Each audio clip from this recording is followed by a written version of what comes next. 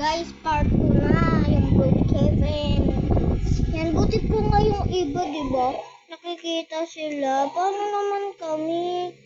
Yung mga bago pa lang. Siyempre, matagal na ako nanonood sa kanila. Yung bago pa lang sila nag-i-post. Ako unang, itang buksan ko lang to. May tao ata.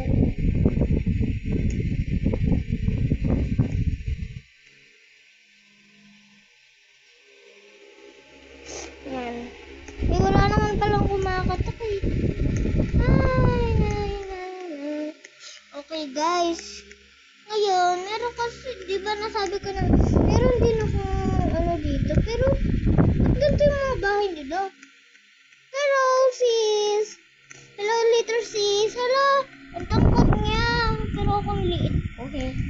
Pero guys, kaya, ay, galing mo. Papasok ako eh. Kala niyo hindi ako makakapasok sa mga bahay niyo. Kayo madamot. Ako lang to, sis. Sis, buksan mo yung pinto. Kala kayo dyan. Kasi may friend ako dito. Wala, gagi, nilak.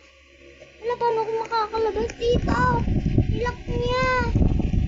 Guys, paano ako makakatulungan niyo ako sa like and subscribe nyo. Ayun, nakalabas na ako guys.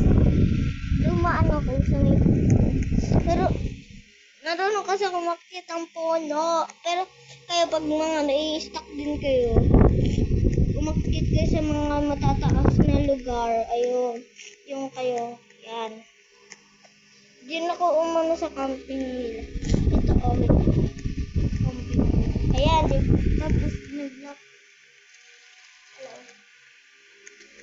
Ayan, nag-lock yan. Dito ako dumaan sa lutuan nila. Ayan lutuan. Yan. Diyan ako dumaan. Tapos, kaano ko sa dito. Yung alam yung maaabot nyo. Kala ko may na naman ako. Hindi ko mahanap yung Jollibee dito. Favorite ko pa na may spaghetti doon. Jollibee, magpakita ka sa akin, please. Gusto ko kumain. Okay guys, comment for part 3. Tinatamad ako. Hanapin ko muna yung Jollibee. Mag-comment kayo part 3. Babush! Bye!